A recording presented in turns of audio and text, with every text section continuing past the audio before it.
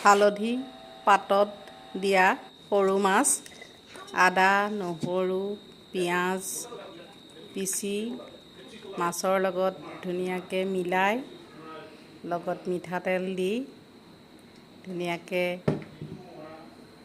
মিলাই লৈ হালধি পাতত দিয়া মাছৰ টেষ্ট বেলেগ। হালধি পাতৰ চেণ্ট ওলায়, ভাল লাগে।